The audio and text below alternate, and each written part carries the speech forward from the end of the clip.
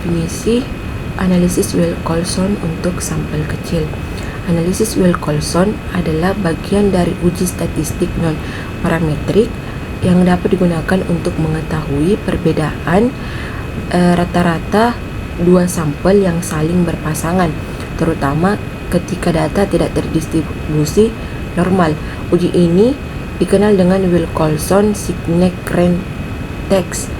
Selanjutnya tahapan analisis Wilcoxon secara manual. Yang pertama, hipotesis ada dua, yaitu HO tidak atau hipotesis 0, yaitu tidak ada perbedaan antara sebelum pelatihan dan sesudah pelatihan.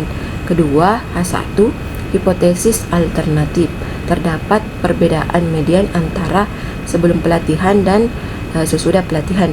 Kedua, menghitung selisih atau dengan simbol D, yaitu menghitung selisih antara pasangan data dengan simbol D tambah X2 dikurang X1. Yang kedua, abaikan pasangan dengan selisih dengan simbol D sama dengan angka 0. Ketiga, urutkan nilai selisih absolut, yaitu mengurutkan nilai absolut dari yang terkecil hingga terbesar. Berikutnya, beri peringkat jika ada nilai yang sama, gunakan peringkat rata-rata. Yang keempat, menghitung jumlah peringkat positif dan negatif. Menjumlahkan peringkat untuk selisih positif dan menjumlahkan peringkat untuk selisih negatif. Yang kelima, dengan menguji nilai statistik.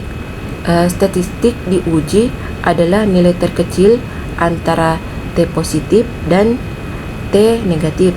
Yang terakhir yaitu membandingkan dengan nilai kritis dengan menggunakan tabel kritis Wilcoxon. Cara melakukan uji Wilcoxon dengan SPSS seperti biasa, kita pahami konsep dasar yang ada dalam uji Wilcoxon ini. Yang pertama, uji Wilcoxon bertujuan untuk mengetahui ada tidaknya perbedaan rata-rata dua sampel yang saling berhubungan. Yang kedua, data penelitian yang digunakan dalam uji Wilcoxon idealnya adalah berskala ordinal atau interval. Ini adalah data yang umum digunakan untuk uji Wilcoxon dari ordinal dan interval. Selanjutnya, yang ketiga, uji Wilcoxon merupakan bagian dari statistik dan parametrik. Maka dalam uji Wilcoxon tidak diperlukan data penelitian yang berdistribusi normal, karena bagian dari statistik dan parametrik, data penelitian tidak harus normal. Itu tidak apa-apa dalam uji Wilcoxon. Yang keempat, uji Wilcoxon yang digunakan sebagai alternatif dari uji Piret, sampel t-test. Jika data penelitian dalam uji pilot sampel t-test tidak berdistribusi normal, secara umum konsep dasar ini bisa saya jelaskan bahwa uji Wilcoxon digunakan ketika data penelitian yang harusnya diuji dengan pilot sampel t-test tidak berdistribusi normal, maka alternatif lain yang bisa dipakai adalah statistik non-parametrik, yakni dengan uji Wilcoxon ini secara umum seperti itu. Di langkah pertama saya buka dulu program SPSS-nya. Oke, seperti ini tampilan awal dari SPSS. Dalam hal ini saya menggunakan SPSS produksi 21. Selanjutnya saya pilih variable view. Di sini pada bagian name-nya saya isi sebelum dan sesudah pelatihan. Dan untuk tipenya kita biarkan numerik saja. Untuk which kita biarkan angka 8. Dan untuk labelnya kita isi sebelum pelatihan dan sesudah pelatihan. Dan untuk desimalnya nanti kita ganti dengan angka 0.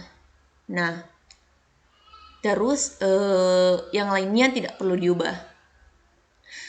Oke, jadi pemberian nama untuk variabel sudah selesai. Selanjutnya kita pilih view.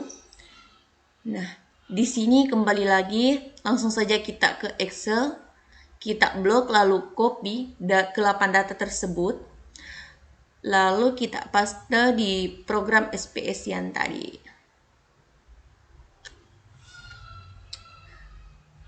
Terus kita cek apakah semua data sudah terinput atau belum.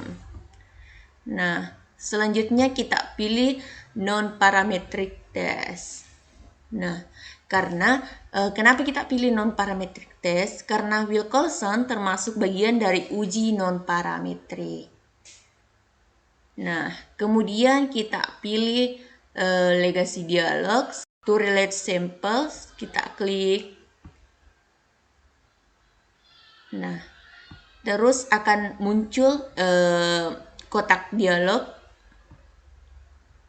Nah, langkah selanjutnya ya kita klik sebelum pelatihan dan sesudah pelatihan. Kita pindahkan ke variabel 1 dan 2. Untuk tes tipenya sudah tercentang Wilcolson.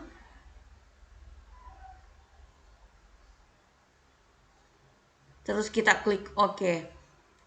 Nah, di sini kemudian sudah muncul output hasil dari uji Wilcolson. Nah, selanjutnya kita bahas mengenai output range-nya. Jadi, di sini ada interpretasi output range.